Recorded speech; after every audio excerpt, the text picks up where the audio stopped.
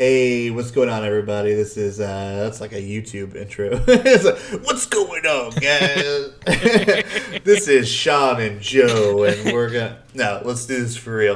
All right, hey guys, what's going on? This is Shawn and my friend Joe here. If you guys have listened at all for the past couple episodes, you'll know we're talking about movies, and we decided to. And this is the Fear and Broathing podcast, by the way. And we are talking about the movie Maverick today, not Top Gun. Do not be confused. This is the 1994 movie Maverick with Mel Gibson, Jodie Foster, and James Garner. And it was directed by Richard Donner. I'm not sure what else he's done, but who cares? So, yeah, anything you got to say, Joe? Sure, Google wouldn't. No. Great start. It's I just I don't know. I'm tired. Yeah, It's been a while. Yeah, me too. We haven't recorded in like a month, but thankfully we have a few episodes down, and we aren't going to be releasing this for like a whole nother month. Well, not this specific episode, but like the first episode we'll be releasing in like a month. We wanted to get pretty far ahead of the curve, so that way we had some time to like take some breaks for mental health or for jobs or moving in Joe's case. So yeah, we were able to take some much needed breaks. That's why you'll hear some errors in like the last episode where we're like, we're gonna talk about this movie, and then Joe's like, what are you talking about? it's like a little behind the scenes producer, like, psst, Shawn, no, we're not talking about that. Oh yeah, no, we're actually talking about this movie instead. So I think it's cool that we're gonna probably leave that in because it's kind of gonna be an inside joke if people actually sit and want to listen to us ramble on.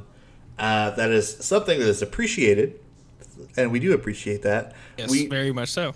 I definitely see this as being a podcast that if we were to be able to get ads, I think maybe we would just keep them either brief or just not have them at all. I know that's something for monetary gain, but we could just like set up a Patreon if people want to like support, Exactly. That way, if we just keep this commercial free and people just want to listen to us talk shit about movies like Maverick. So, and honestly, sometimes we're not even talking shit. Sometimes we actually just are just enjoying the movies we're watching and talking about them. Like, honestly, with this movie, I kind of really enjoyed it, even though Mel Gibson is an anti-Semite and yeah, it's just a big piece of shit all around. yeah, he's still getting work, which is, I mean, Is he? Yeah, so he was in a movie with Mark Wahlberg recently. I think it was like Father Stew or something like that. Like which I did watch. Oh. Which I did watch. I'm not a very religious man. I watched it because my girlfriend had seen it in theaters with her family, and her family grew up Catholic, or she grew up Catholic with her family. She no longer is devout. She doesn't really follow Catholic rule, but she grew up in that kind of environment, and she's kind of denounced it for the most part, but she really wanted to go see that movie with her family, which was great. She said she really enjoyed it, so she showed it to me. There was a lot of funny moments. There were a lot of funny moments. There were a lot. There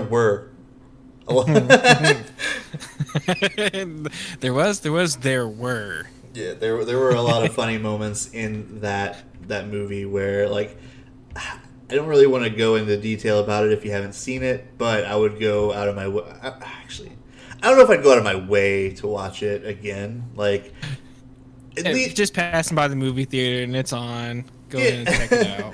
I would. Well, I mean, it's streaming now, but it's one of those movies that it's a solid comedy with a good dramatic storyline where this guy, it's based on a true story where a guy was like an asshole, and he was like kind of so Mark Wahlberg just plays like a trash human being, and then he decides to because of a woman, which I mean, what guy in this world hasn't been like, man, maybe I couldn't, or maybe I can change my life for this person, or something like, or I mean, I think that is a relatable situation. I feel like there are times where guys are like, oh man, maybe if I stop being a piece of shit, I think maybe I can get the right kind of love and affection that I feel like I'm owed, but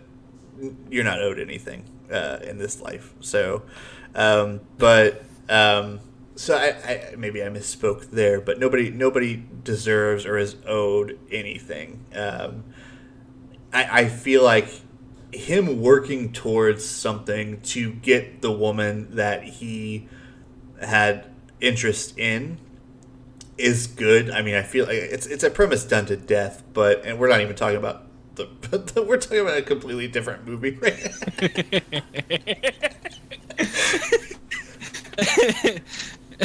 On the next episode, we're going to talk about Maverick, but we're actually going to talk about Father Stew. Something I haven't watched. I'll just fake my way through it. Oh my god! But yeah, he ends up trying to become a priest, and then he gets this degenerative disability, and it just starts withering away. And then they eventually let him be in the priesthood, and it's kind of heartwarming. I don't really care that much about the religious aspect of the movie, but as a heartwarming tale and a movie that's supposed to be that's supposed to be like comedic and dramatic at the same time, and then still have like this like gut wrenching, like heartwarming, like I don't know. I thought it was written well. Mel Gibson's his dad, and he's a piece of shit. So I guess it's like fits. Yeah, it's art imitating life. So and just brought him on. They're like, just act like yourself. Like, you don't have to play a character. Just be yourself. And then I think no Australian accent, please. I think that brings us to because it segues perfectly, because Mel Gibson is a piece of shit in this movie as well. He is a con man. Mel Gibson, Jodie Foster, James Garner, as we have already said. So the movie starts with Mel Gibson, like he is not tied to a tree, but he's hanging from a tree branch while he's sitting on his horse. He's straddling this horse, and Alfred Molina, which we'll know more about later, but Alfred Molina was really good in this movie. Mel Gibson was great also, but we'll talk more about like Alfred Molina. But this is in the present, or this is like the present at the moment, I guess, and he's talking about like, this is basically one of those moments where it's like, oh, well, I'm the main character, and this is how I got in this situation. Bet you're wondering how I got here. Yeah, exactly. So we have Mel Gibson. He's got a rope around his neck. He's sitting on his horse.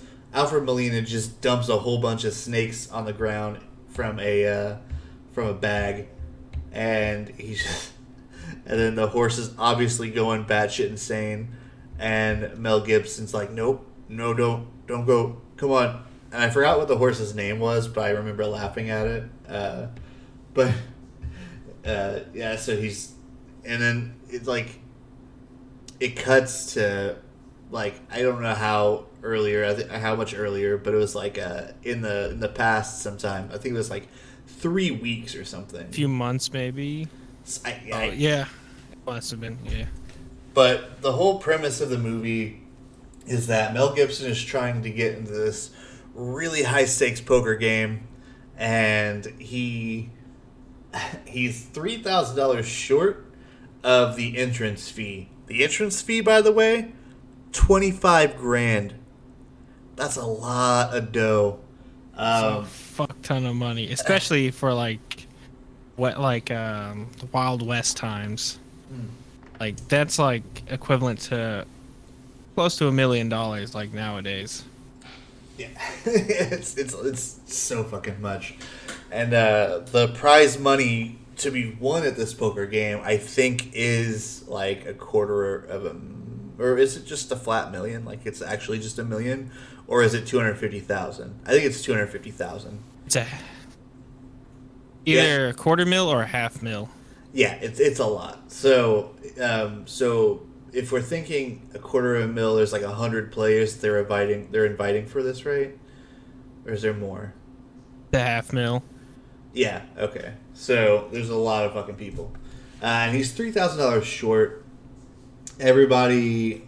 So we got Mel Gibson, Jodie Foster, and James Garner. Well, James Garner is like the sheriff who's trying to prevent Mel Gibson from getting the prize money or the entry fee money, and Alfred Molina is also trying to prevent Mel Gibson from getting this money.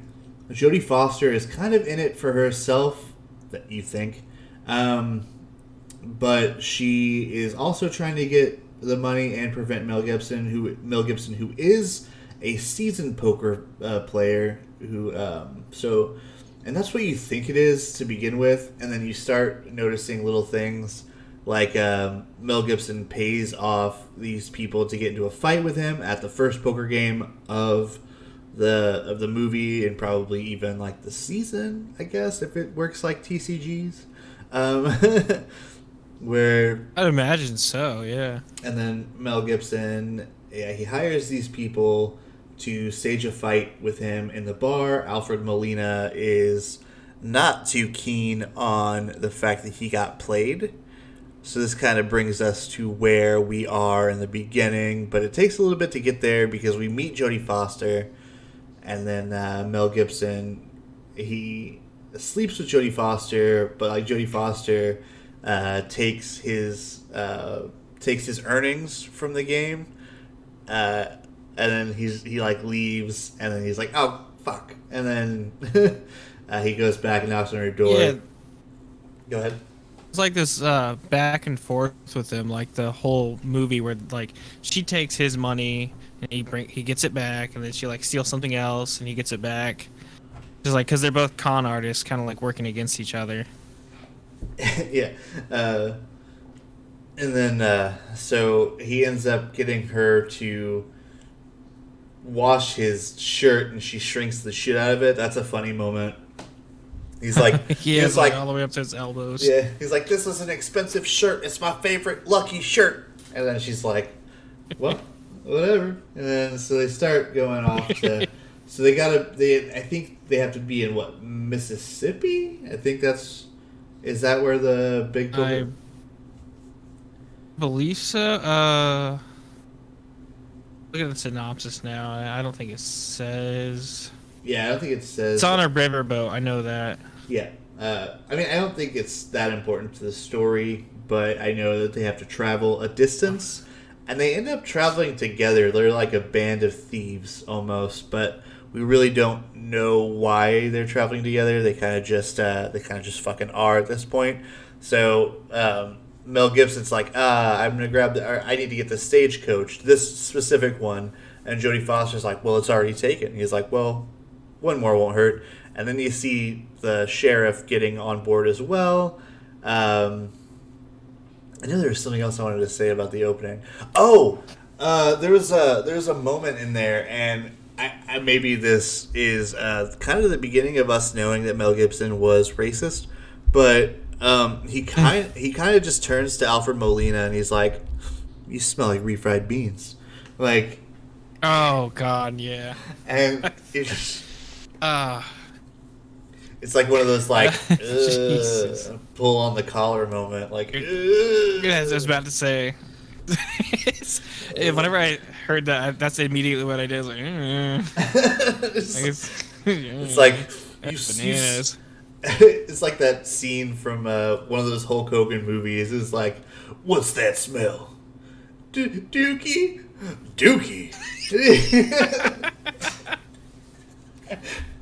Instead of it being funny, it was just like, you smell like refried beans. It's like, what the fuck are you trying to say, Mel Gibson?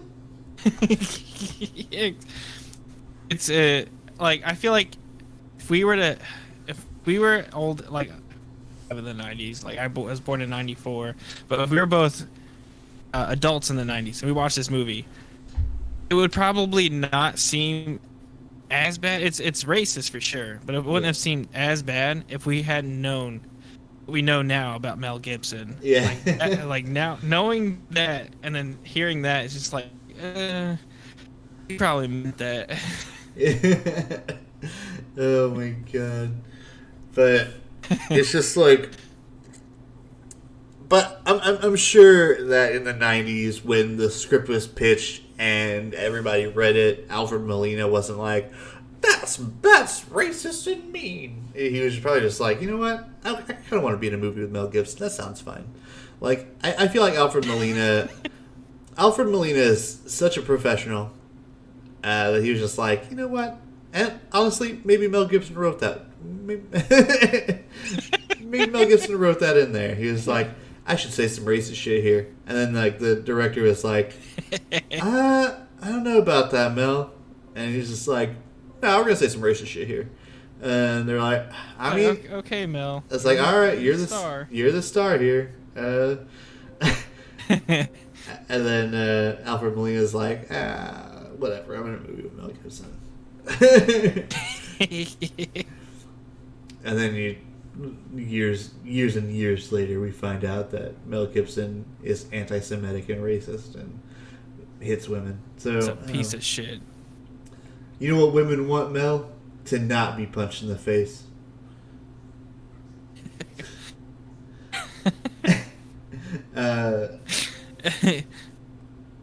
Anyway, so Annabelle Bransford, she's the girl who shrinks his big masculine shirt, his favorite shirt. It's actually kind of frilly though, which is perfectly fine because we saw Prince rock that shit for years.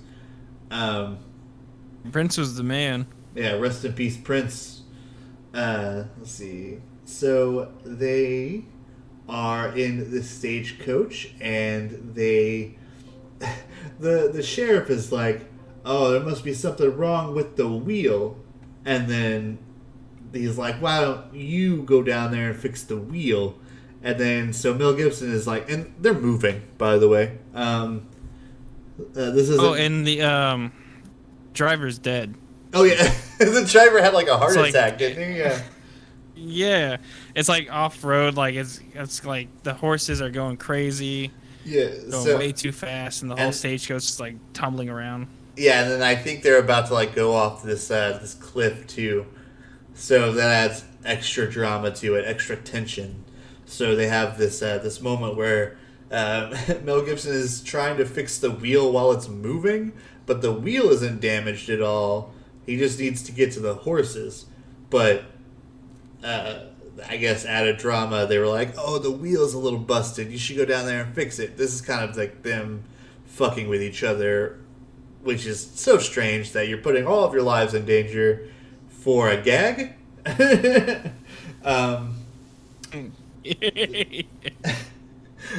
But this happens, and then Mel Gibson's like, there's nothing wrong with the wheel.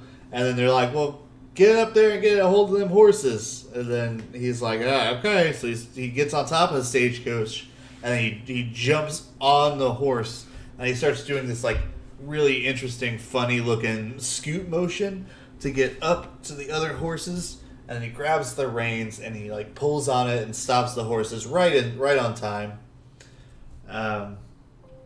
It's like flown off the horse, and he like somehow, I think he just like rolls off the cliff a little bit and like grabs onto the ledge. Yeah, and then they're all pretty aggressive towards each other at this point. But Mel Gibson, he holds this. He doesn't want to like let go of the ledge, so he's not even like putting his hand up or anything. But the the sheriff is like, "Hey man, I can help you if you want." And then he's just like, "No, don't do that." And then he's like, "All right." And then they eventually make amends, and then the sheriff does help Mel Gibson up.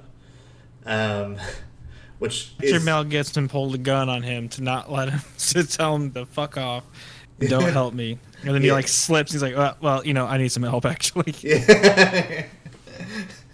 Which I mean, this movie is really funny. I like more. Yeah. I more than snort laughed a couple times. There were like a decent amount of belly laughs from me, which is.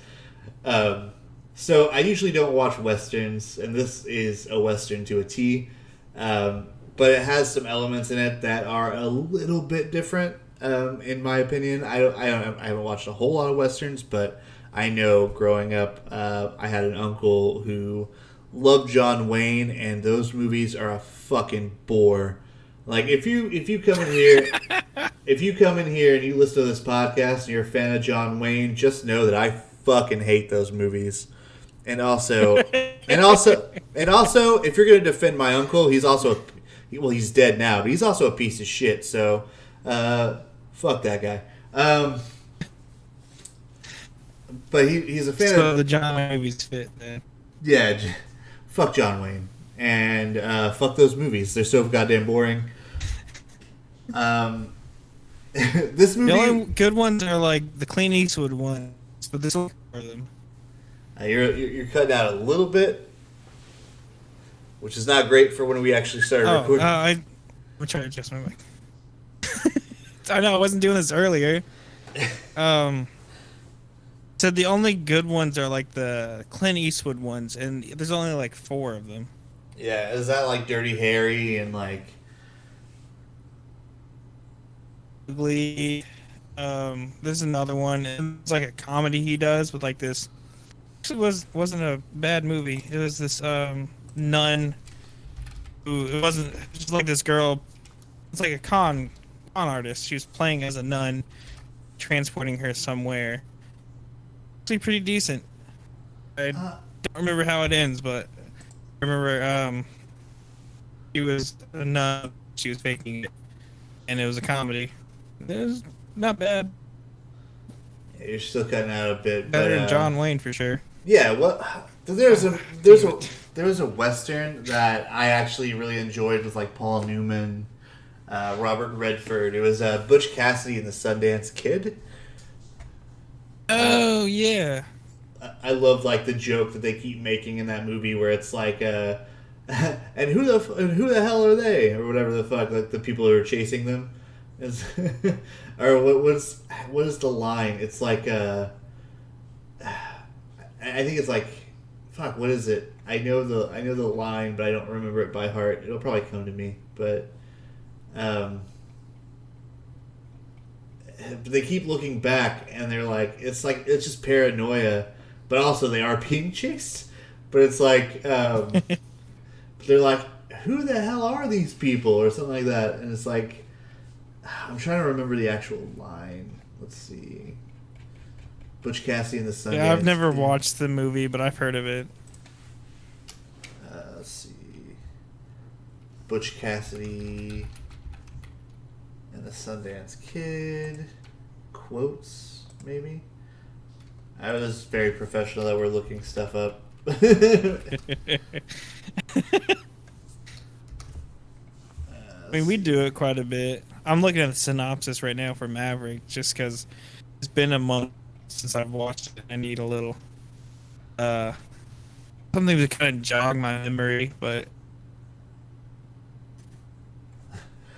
yeah, professional here and Broathing.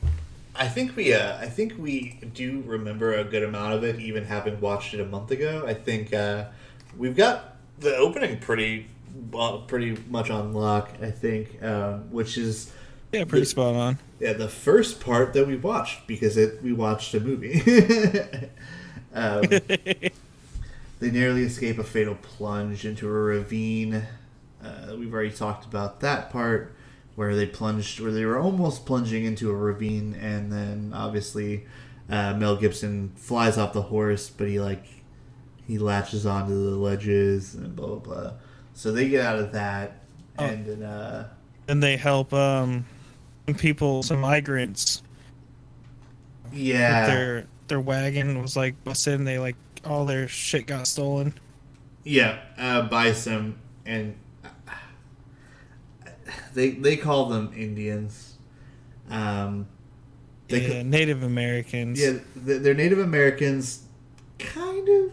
So, it's just this group of people kind of parading as Native Americans, as you find out later. But Mel Gibson is friends with the head of, or the what are they called? Fuck, this is bad. But like the chief, the leader. They're not really Native American. But he talks to him, and like the guy, I can't remember what his name was. Joseph, was that his name? Joseph, yeah. Yeah. So he talks to It's that. Joseph.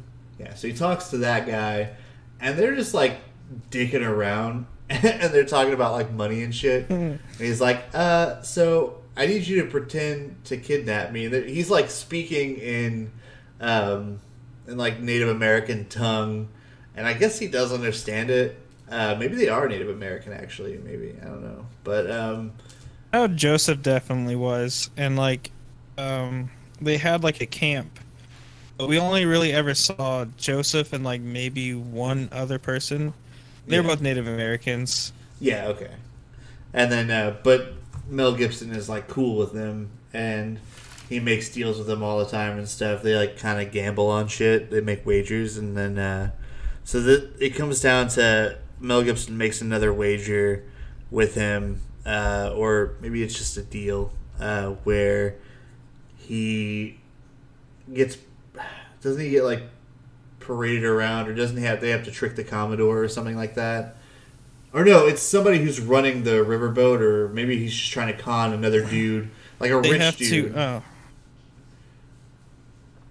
There's like to swindle a lot of money out of the Russian Grand Duke. yeah, the Russian Grand Duke. That's what it was. So, and then he's like, "Well, I've never killed a man before. I've never killed an engine before." And then they're like, "Okay, well, we can set that up." And then they dress Mel Gibson up as a Native American. And then he's like, "Give me about." I know he gets less. He gets more than what they agreed on, because then he eventually gives Mel Gibson like less than, or he gives him exactly what he wants, but he also gets to keep some money for himself. But yeah, it's like they just, $2,000 or something like that. yes, exactly, and then he actually gets it for like $3,000 or something like that. And then, so Mel Gibson gets dressed up like a Native American, and he's like basically hiding behind a rock. And so they got this gun, and they give it to the Archduke, and he tries to fire at Mel Gibson multiple times, and he keeps missing. But then Mel Gibson like feigns death, so that he gave him like that false sense that, oh, I actually killed him dead, and then. Yeah, so that's cool. Then Mel Gibson gets his money. Now I think he only got 1,000 from that, maybe. Yeah, he got like. Joseph kept the majority of it, if not only half of it, but amount that he gave him what he said he was going to give him. But he could have given him more. Yeah. More. Yes. He ended up because let's see, they conned him for initially I think like it was either 2,000 or 3,000, and they only gave him enough to cover the game, I think, or maybe he was only $1,000 short at that point. I think Joseph owed him some money, like, and that's the like. They were talking about the scheme to swindle the money out of the Grand Duke, and they like got more because he like Joseph kind of blackmailed the Grand Duke, saying that like it's extra to not tell anybody that he did this or something like that. Mel Gibson didn't know about that, and they got more, but they only gave Mel Gibson, I think, like $1,000, which is what Joseph owed him. Right. Something like that. Right. So then that happens, and then he comes back to the group without his fingers, or maybe no. After that, doesn't he meet them at the riverboat or something, or because he goes through that, and then he like meets up with them whenever there's still like, or maybe they do meet up at the riverboat because he like shows up and he's like showing that he's like he has his arm covered because they're like, oh, they took my hand because that was a part of it. They're like, oh, they took my hand because they said because he was sacrificing himself so nobody else had to lose their hand, but he like volunteered for it because he knew Joseph, and he was like, so he comes back, he meets up with them, and he's got like his arm in his sleeve, and he's like, yeah, I just and he pops out his hand and he's like, I made a deal with them or whatever. No, before he gets on the boat, Angel, who is Alfred Molina, gets a telegram from somebody to make sure Maverick doesn't reach the game. Right. And they corner him, beat him up, and that's when he gets put onto that horse. And he somehow...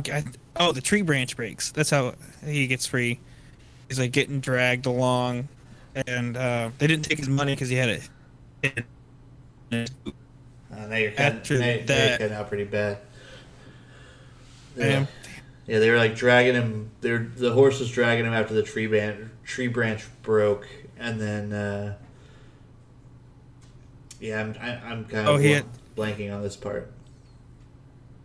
He had money, the money tucked in his boot.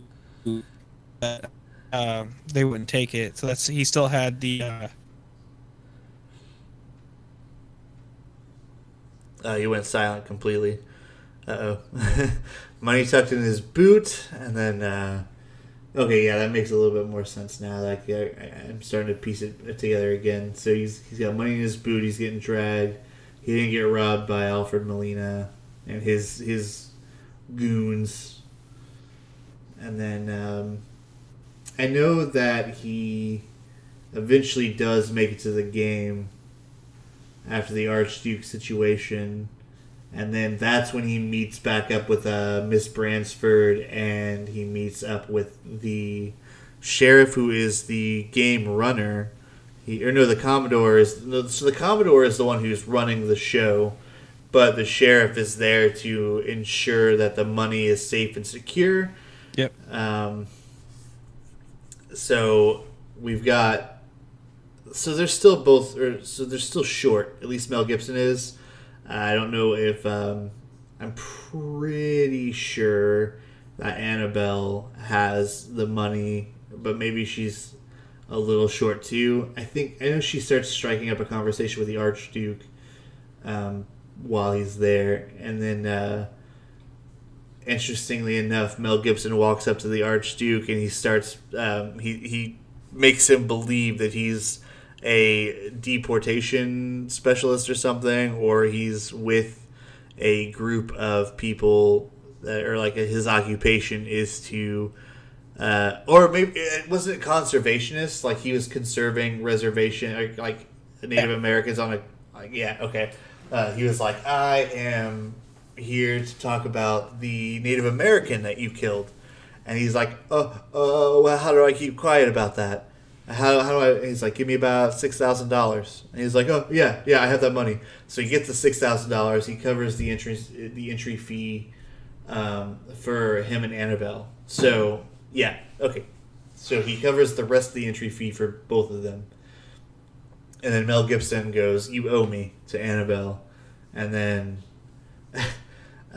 so the game does begin. There's like several different tables. And we have so first of all they start all putting their money into this chest, and it gets up to $250,000, I believe. No, 500,000. It was $500,000. 500,000. Yeah. $500,000 in this chest, and they're watching for cheaters. They're just making sure. And here's the interesting thing: if you cheat in this game, you get tossed overboard. And that happens, I think, once or twice. So we've got Maverick, we've got Angel, who's played by Alfred Molina. We got Annabelle, and then the sheriff himself. Or no, not the sheriff. Who is... oh, no, the Commodore. Sorry, the Commodore is actually playing in this tournament. Yeah. They play through eliminations, and then they get down to the final people. So the finals are Maverick, Angel, Annabelle, and the Commodore. A bunch of people either cheat or they just get knocked out. I know the guy that Annabelle's playing with to get into the final round. He's like super like cool about everything, and he's like he was pretty fucking chill. Alfred Molina's being a dickhead at his table, but he's not like cheating or anything. Maverick's very cool and collected because he's just this hot shot. He's a great poker player. He runs his mouth a lot, but he's not like he's arrogant, but he's also like it's Mel Gibson playing like the very like laid back, cool talking, like he's very confident. He's an arrogant baby face in pro wrestling terms. Cool for school. Yeah, too cool for school. And then we get to the point where the finals are about to take place. So everybody's getting ready for that. They've got to be back in I think an hour for the finals. So they've got an hour to just do whatever the fuck they want. And Mel Gibson and Jodie Foster decide to bone. They bone down. And then once they're done boning, they have some time left. So Jodie Foster decides to lock Mel Gibson in his room. And he climbs out of the window, right? And then he, like, kind of scales the... Am I remembering this correctly? That he climbed out of his window on the boat? Or did he just figure out a way to break the door down? I can't remember. He, Shit, my ping is so high. He, okay, so he climbs out the side of the window and he, like, kind of scales along the whole side of the boat till he gets to the door, and he just barely, like, makes it, like, right when the dealer's about to deal, he walks in the room and sits down. Yeah, okay. The last second. Yeah, I remember, yeah. I knew there was something that had to do with, like, scaling the boat, but, yeah, he did that, and it was, like, very last moment. So, so the Commodore welcomes the competitors, and he's just like, all right, well, we've got this guy, and this girl, and this guy, and this guy, and then he's just like, and then everybody plays to the left, and then we're no cheating, and we're gonna shoot people if they cheat. And then Maverick's like, oh, okay. And then so they start knocking people out, not like physically, but people get bumped from the game. So there's kind of like a montage going on here. We've got so Abigail, I think, is the first to actually get... I keep saying Abigail. Her name is Annabelle in this movie. Jodie Foster is the first to get bumped from the game, I do believe. And that leaves... It's down to Maverick, the Commodore, and Alfred Molina. And then... so they get to a point where it is... I think this is where the winner-take-all happens. Or does it get down to him and Molina first? Because does the Commodore lose? Yeah. Okay. So the Commodore loses. Yeah, the Commodore loses, and it's just Angel and Maverick. Right. And then Maverick's like... Ping. Maverick's like, wait a minute, what's going on here? So the whole movie, we didn't really mention this, but the whole movie we have Mel Gibson, and he believes that he tells people he can pick a card out of a deck and tell you exactly what it is going to be whenever he flips it up, and it never works for him. So he's like, every once in a while I try. He tries to manifest this idea that he knows what this card is going to be, and he's like, well, it's never worked out for me yet. So he just keeps doing that, and he does it in this game. But he notices that the dealer is dealing from the bottom of the deck. So I think at this point he's trying to like count cards or something, because he's noticing things, like he's noticing that the cards that have been played and used, he's trying to figure out which card is going to be the card that he's going to need to win, and he needs 2 cards to win in the current hand. It's the 9 of spades or the ace of spades. So either way, he needs one of those, and they're not going to be on the bottom of the deck. They're just fucking not. So based on what has been used, he's figuring that it's not going to be on the bottom, which I'm sure there's some science behind it. There's only 52 cards in a deck, right? There's some math there. So he has Angel give him the top card of the deck. He's like, yeah. So he puts a card. I think, does he put a card away? Like, is he able to discard one and then get one from the top? I think that's what happens. Because he's like, I believe so. But Angel ends up giving him the top card from the deck to prevent further cheating. So everybody goes in. Angel gets a really good hand, and so does the Commodore. I think Angel ends up beating out the Commodore, and that's why it's really just down to Angel and Maverick. And then so it says that he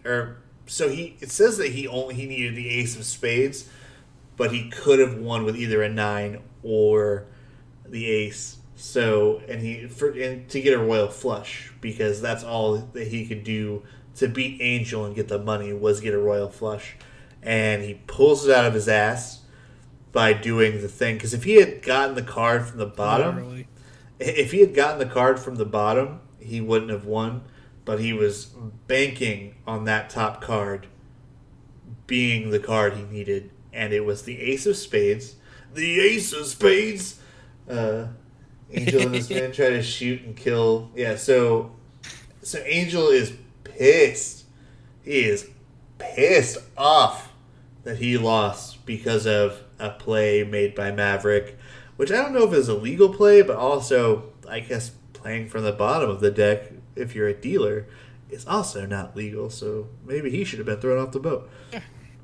But he noticed that. So maybe it was 100% legal for Maverick to be like, hey, give me a card from the top, actually. So Angel does it, and then he gets the exact card he needs to win. And then Angel's pissed. He starts firing away, trying to murder Maverick. And then Cooper, who so the sheriff, he kills Angel, I believe.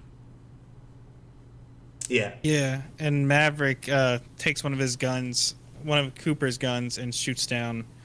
So they shoot down Angel and all of his goons. With Cooper starts shooting, and then Maverick grabs one of Cooper's guns and starts shooting with him.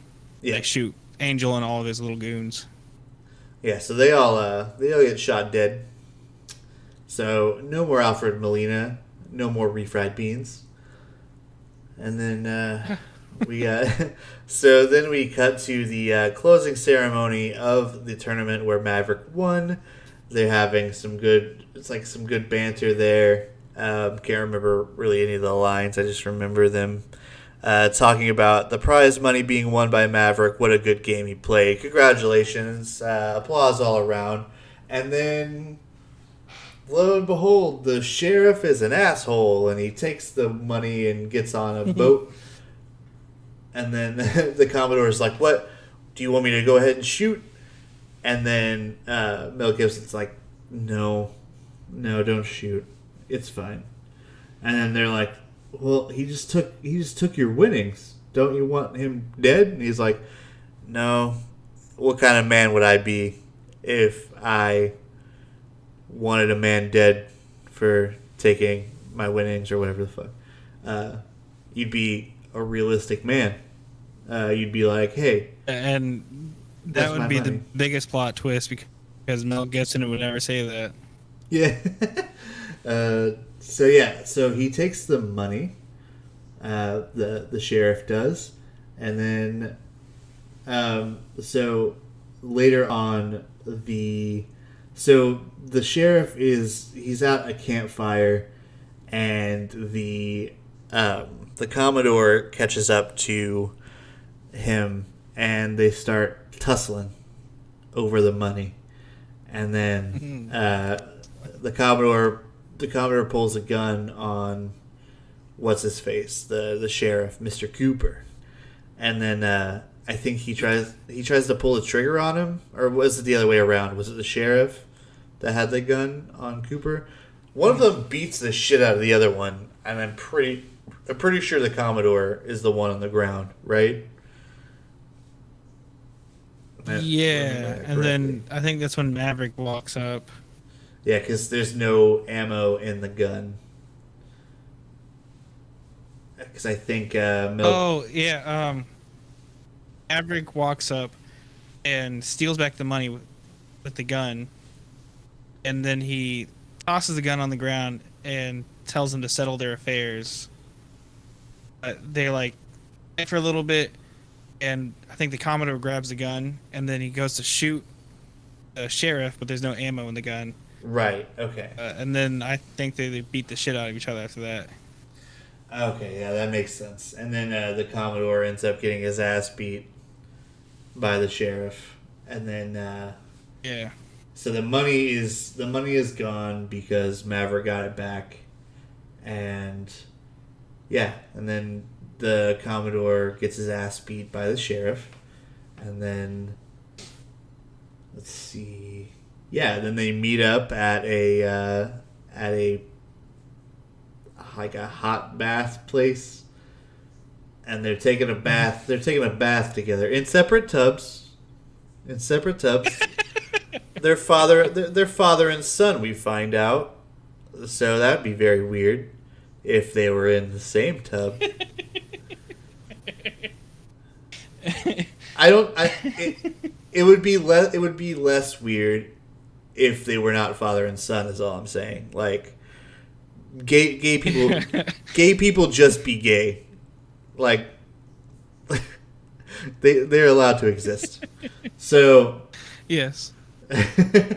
That's not what makes this weird if they were to bathe together. What makes it weird is... It was just it's separate tubs. They're separate tubs, guys. If they had made that joke where they had to bathe in the same tub, that would have been pretty funny, honestly. But honestly, it might have been funnier because they are father and son, and they're both adult men. Because they're like yours. Middle aged. They're like, yours is touching mine.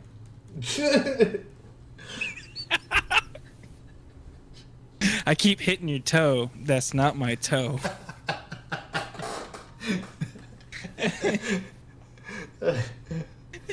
I keep hitting your pinky toe. That's not my pinky toe. It's a little wiener too.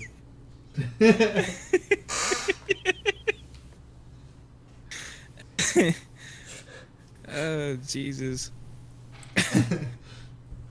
But yeah, they're enjoying a bath together in separate tubs. Father and son. It has been revealed that the sheriff and Mel Gibson are related, and this is like a what moment, because then after we find that out, and Mel Gibson gives him his share, and the other share that he has in his boot, so half of the money goes to the sheriff, who is his father. So he's got the rest of the money in a bag, like one of those comically large like burlap sacks, and she's got a dickload of money in it, right? So Miss Annabelle Bransford comes in there, and she's like, "Ooh, there's some dick in those tubs." But then she's like, but then she goes over and grabs the bag, and doesn't she grab their clothes? Yeah, she does. Yeah. She grabs their clothes and the burlap sack full of money, and they still have money. They still have it because he had a lot of money in his boot. Which, how the fuck are you putting that boot on? That doesn't make sense. I fucking know. Yeah. So they have their money, and she has more than her share now, because they were all in on this together from the beginning. I'm pretty sure Mel Gibson and Jodie Foster are either an item. I'm pretty sure they're together. That's why it doesn't faze Mel Gibson at all that he took or that she took the rest of the money, right? Yeah, and he actually at the end, like kind of like joking around about how it's gonna be fun to get it back from her. Yeah, because they just have this game going where she steals his shit and he gets it back. It's kind of like a cat and mouse thing that they do. They just like them being all in it together. I could see this being like a really like cool reveal in the '90s. I honestly kind of didn't see it coming for a while. Me either. I figured that Mel Gibson and Jodie Foster were in cahoots. I figured that much, but to me the big reveal is that James Garner is Mel Gibson's dad. I was like, what? Holy shit. I know, it blew my mind. Yeah. This movie's got like a lot of plot twists. It was pretty interesting to watch. I thought I wasn't going to like it. I actually enjoyed it quite a bit. Yeah. Like I said, I laughed a whole lot. I was really surprised that I laughed as much as I did during this. Whenever I look at the picture, the poster, I'm like, there's no way that this is going to be good. We watched the trailer for it, and just the trailer alone, I was like, you know what? Fuck it, I'm sold. We're gonna watch. We were gonna watch Maverick anyway, just even if the trailer didn't tickle our fancy, because that's the whole point of this podcast, is to watch random movies and then talk about them. And we have already. We've already exposed which movie we're going to be watching after Maverick, but we're going to do it again. We're not going to have to randomize it this time. We are watching The Guilty, which is a Netflix movie. Let me actually go and look at The Guilty up so we actually have a good...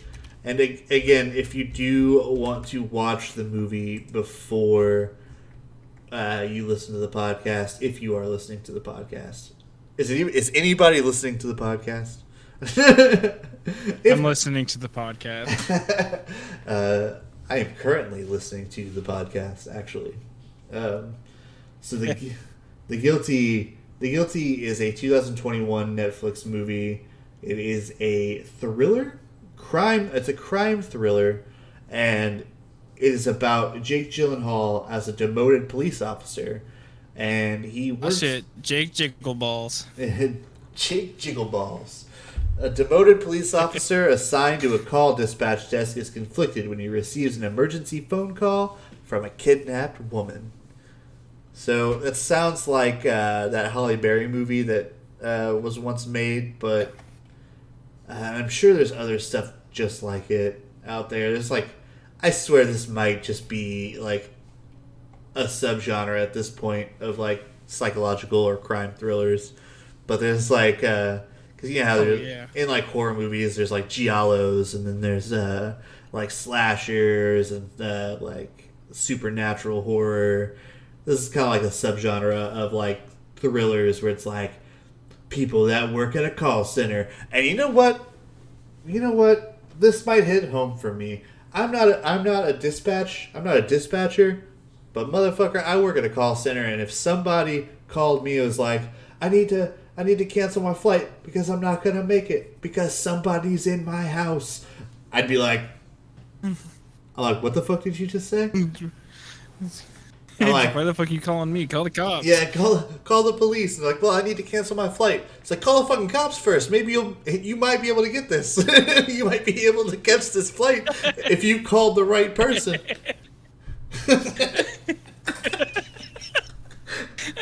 You're asking to die. Look, the flight's gonna be canceled if you die anyway. So like, just call the cops. It's like, but at least I'll know that I'll have my e-credit. Nobody's going to be able to use that e-credit. That shit's non-transferable. Call the fucking police. Oh my god. But yeah, this one's going to be fun for me because I work at a call center, so I'm going to understand Jake Gyllenhaal's pain. Except I've never had a call where somebody's been like, I'm about to get murdered in my own house. Because nobody's going to do that. Nobody's going to call Delta Airlines. They accidentally dialed the wrong number. Yeah, nobody's going to call Delta Airlines and be like, hey, yeah, I'm about to get murdered, so let's cancel that flight. They accidentally dial Delta. You're like Delta Airlines talking to help you. You're like, oh shit, this is Delta Airlines. Oh fuck, I tried to call the cops. Because there's somebody in my house. Like, oh, I'm sorry about that. Would you reroute your flight? Have you tried 911? It's 3 numbers. Ours is a full ass 800 number. We call the cops 800-756. I think it's 221-1212. If you guys need to call Delta. Ooh, kind of a fun number to say. 221-1212. Yeah. 21-1212, 221-1212. Oh, I thought it was gonna be a tongue twister. If you call that, if you call that number, you might get my voice on the other line, and I'll book a flight for you. Big, sultry, sexy Shawn. And I'll book a flight for you. I'll book a flight for you real good. And then oh my god. Yeah, so anyway, we're going to be watching The Guilty, 2021. It was directed by Antoine Fuqua. I'm probably butchering the shit out of that name. But he has done Training Day, the TV series. I'm trying to find anything that... he hasn't really directed much. Yeah, he hasn't really directed anything. Oh, he actually did do Training Day as the director. Never mind. So he was the director of Training. Yeah, the movie. Shit, that was a good movie too. Yeah. Yeah. Maybe I was. So yeah, he has directing credit. I want to try to see what other things he's done. He did do Training Day. So. Good on him. This already has pretty high hopes. Previous things he's directed. So he directed a Lil Wayne music video.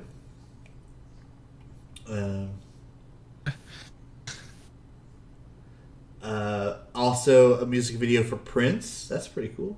Stevie Wonder. Huh. He did Gangsta's Paradise. Shit. The music video for Gangsta's Paradise, this dude did it.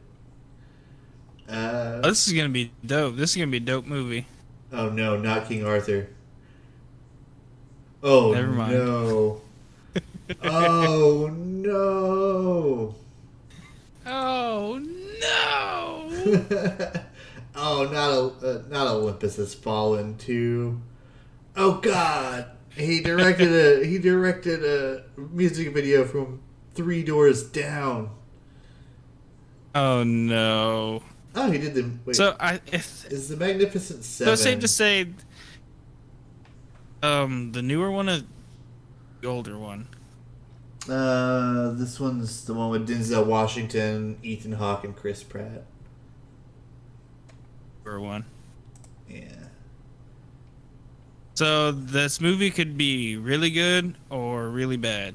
I don't think there's gonna be a middle ground for this at all. Yeah. Just based on the things that he's done, because he's done some good things, and then he directed a Three Doors Down music video. So I'm not. And then King Arthur of all fucking things, like, come on, man. But that was the 2004 King Arthur. I think that was. Wasn't there another King Arthur movie that happened in like 2000, like 15 or something? That was a shit show as well. I have no idea. This might actually just be it. Clive Owen, Keira Knightley, Mads Mikkelsen, Joel Edgerton, or Edgerton. Sorry, Edgerton. Not. I mean, Clive Owen, but whatever. Keira Knightley. Yeah, maybe someday we'll watch more of his movies and be like, what the fuck is this? But I'm really hoping that The Guilty more than makes up for the other shit he's done. Oh, there was King Arthur Legend of the Sword, because that was made by Guy Ritchie. And Guy Ritchie has made great movies too. So, like, it's so weird to see, because that had Charlie Hunnam in it, right? And Jude Law. And the King Arthur that Guy Ritchie did. And that's the movie that was, like, a shit show. I don't know about the other King Arthur movie done by Training Day guy, but, because I cannot pronounce his name, so he will just be Training Day guy.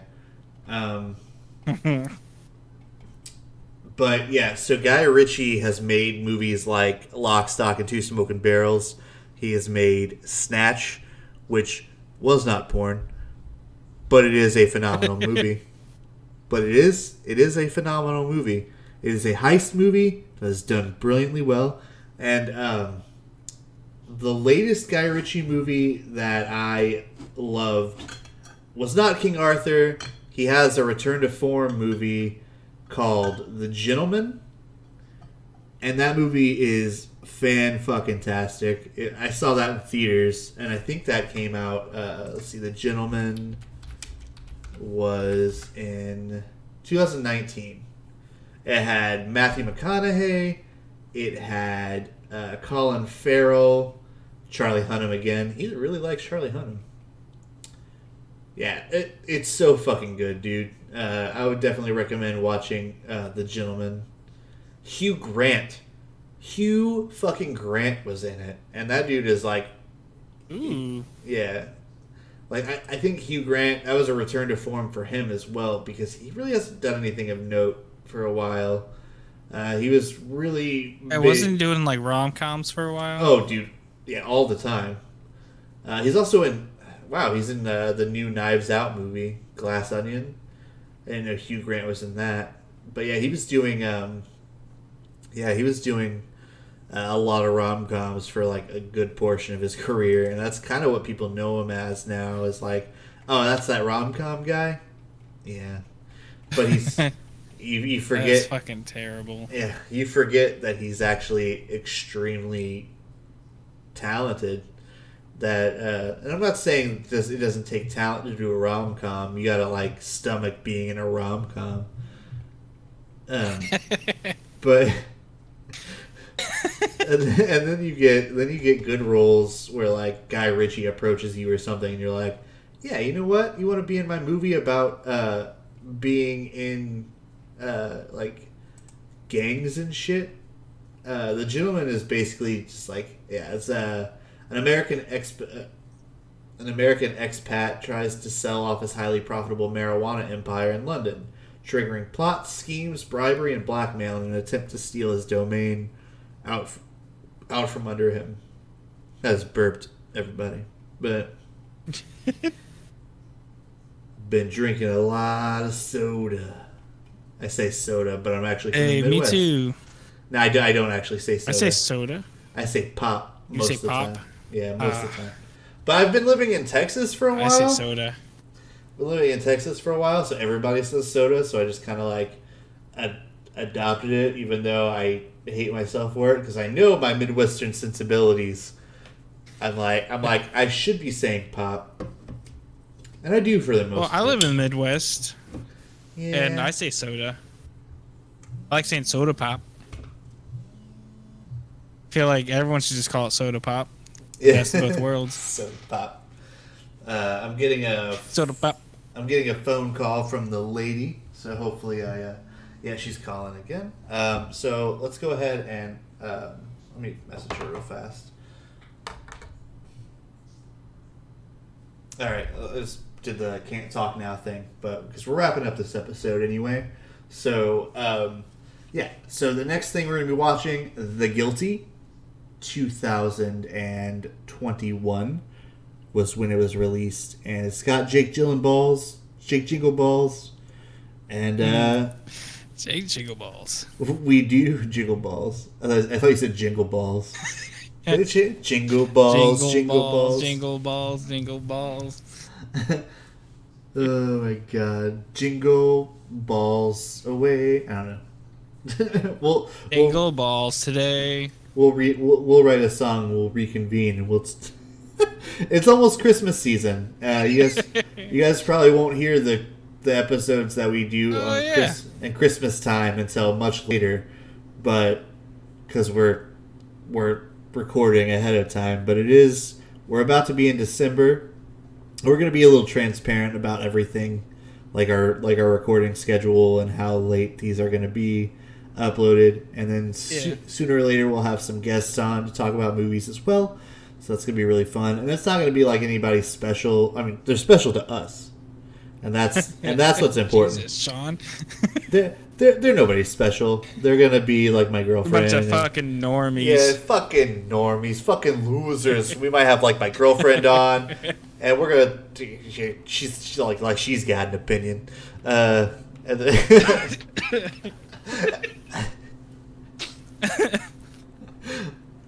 Keep choking on my soda. Clearly a joke. Do not fight me if you hear this. And then we've got a group of people that have shown interest in wanting to be on, so I'm pretty excited about that. And they're really good friends of ours, and I would hope that they would be respected. So if you are listening, just know that some of our good friends will be on the podcast on later dates, and we appreciate you guys listening if you are, and very much so. Tell your friends, tell your family, tell your enemies. Tell your crackhead on the corner. Yeah, if they have, they can use, or even your crack dealers. They can use one of their multiple phones to use Spotify, and yeah, exactly. Yeah, or whatever this is going to be on, because we're going to try to get it on other platforms besides just Spotify, but might just be Spotify and what's it called? Fucking YouTubes. Anchor, YouTube. So Anchor.fm, Spotify, and YouTube. Those are going to be the three main platforms right away, and then we're going to try to get it to like Apple Music or Stitcher or any of these other podcast platforms that we can get it out to. But yep, we're going to be working on getting more people involved and invested, and we will see. And we're not going to run ads on this unless so if we're able to run ads and it's not intrusive, and we can better get beat. Yeah, and we can better be getting paid a shit ton of money. Yeah, and if we can have fun with the ads, then and not do like the same one every episode. Listen, I love podcasts. I listen to them all the time, especially when I'm like commuting to work or whatever, or even if I'm just like laying in my room. I loathe the length of some of these ads that they do, and some of the time, even some of my favorite podcasters are just not, their hearts aren't in the actual advertisement. I only want to advertise things that I know I'll use. And I want to be able to have fun with that advertisement. I want to be able to like make my own jingles or like just fuck around with the product and like make jokes. And I'm sure there's a lot of different companies that will allow that to happen, where they're like, Sure. yeah, just have fun with it. And that's what I want. If we were to do ads, I want it to be fun.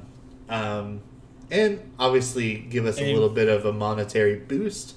But that's not the most important thing. The most important thing is that me and Joe are allowed to have a good time while recording this. And we have so far. We've just been... Yeah.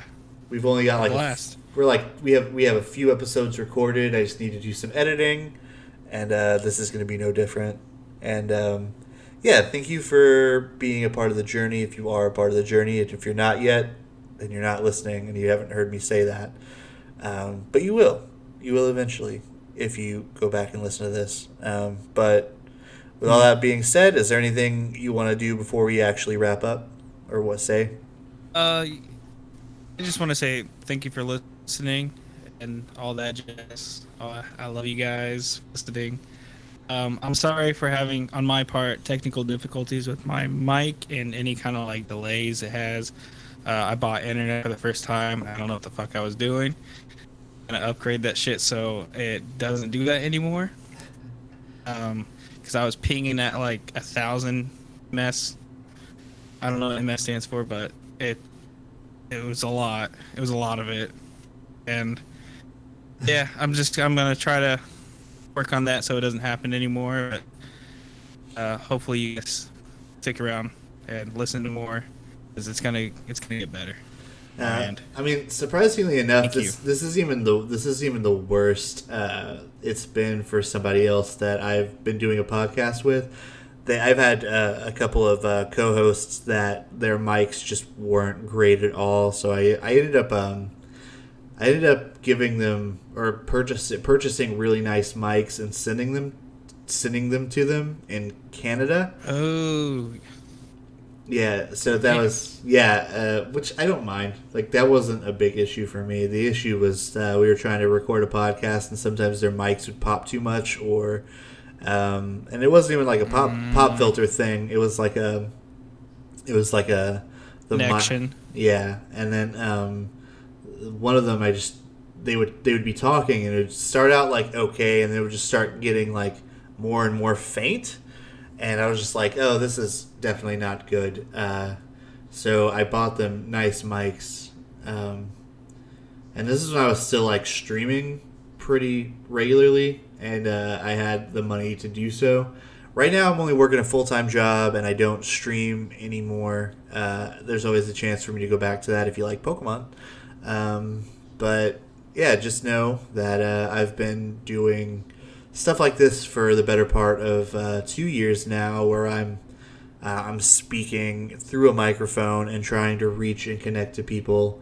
And yeah, if you guys like what we're putting out, we appreciate you guys so much. And just like Joe said, we love the attention, and we will.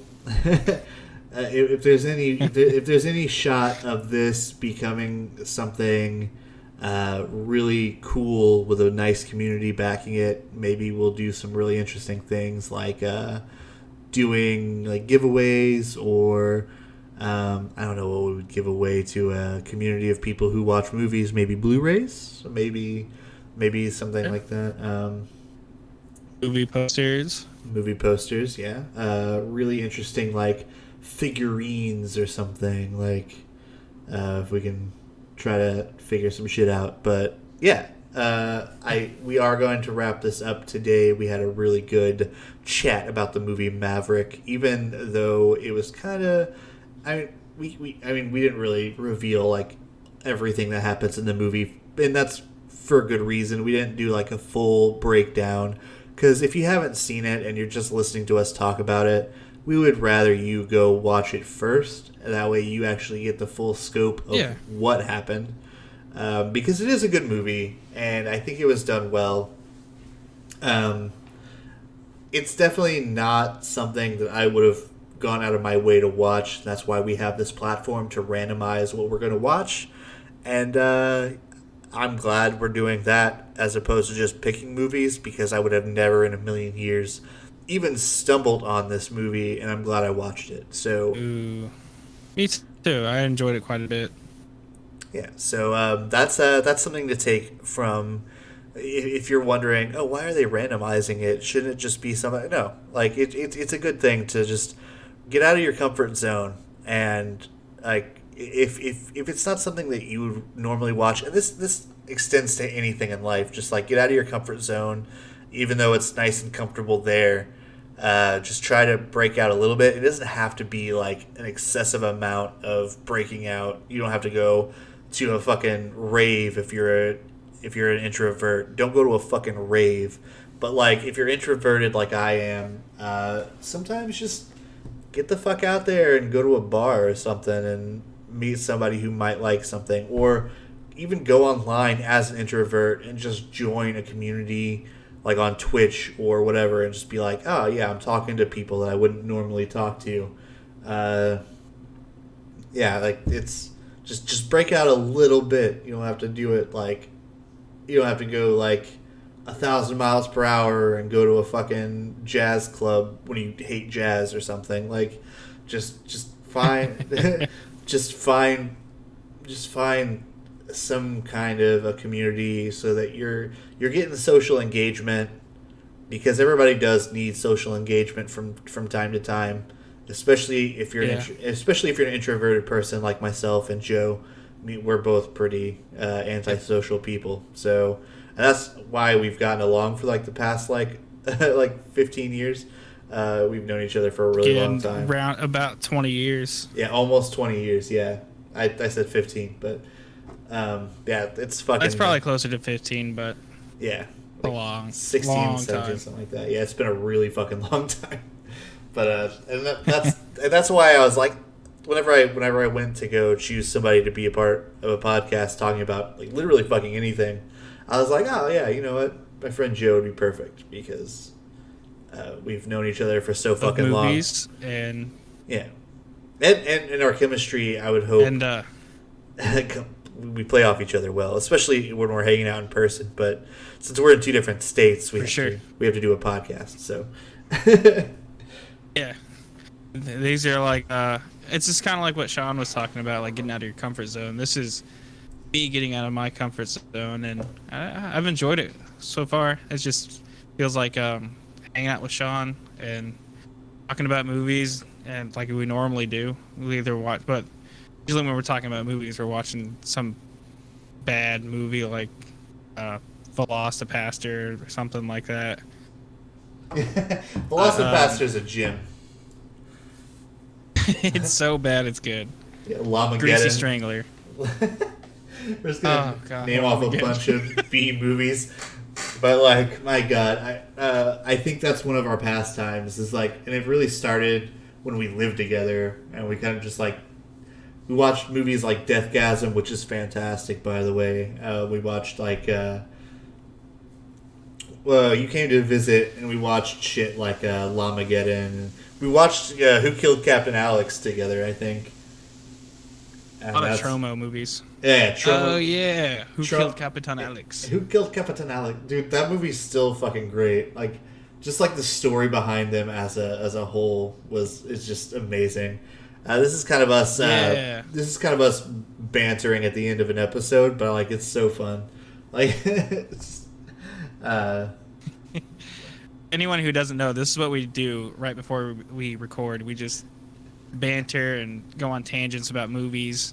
Then we start recording, and then we have to try to keep ourselves from going on tangents about movies. When we're trying to specifically talk about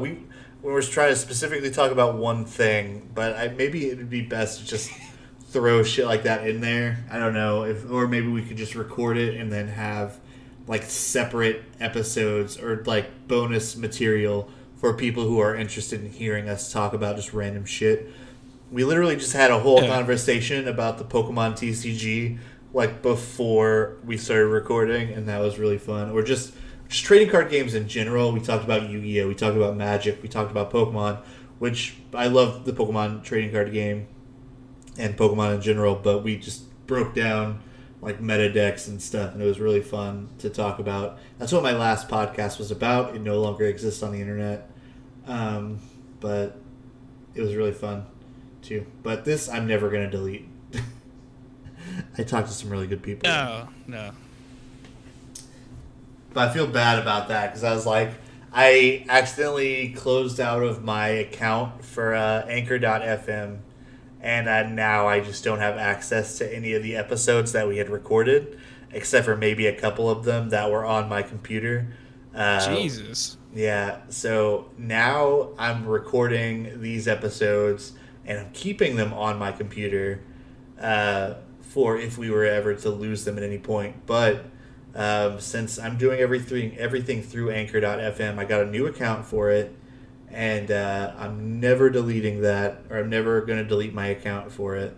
That way I don't lose anything on Spotify or any other platform that gets put up. But yeah, all in all, this is going to be such a fun thing to do, and I hope that we can do this for years, because I'm having a lot of fun doing this, and we're gonna start doing. me too. We're gonna be recording every week, and sometimes we might miss one or two, but we'll still have uploads every week. Is the thing. Like, we may not record every week, but we will have an upload every week, if that makes sense. That's why we're doing everything in advance, so that way, if you guys do become fans, anything happens. Yeah, if you guys are fans of the show and you want to hear it, you don't have to worry about missing out on a week, because we will be doing everything in advance. That's why it's almost Christmas. Well, actually, it's almost December. But Tomorrow. Yeah, tomorrow it'll be December 1st. So, yeah. So thank you guys if you guys listened, and we will be signing off here. And yeah, this was the Fear and Broathing podcast. Anything else you'd like to add before we bid you adieu? Just no, I got what I wanted to say out of the way. I just love you guys, and I hope you guys enjoy. All right. Well, this is the Fear and Broathing podcast, and we'll see you next week. Sayonara.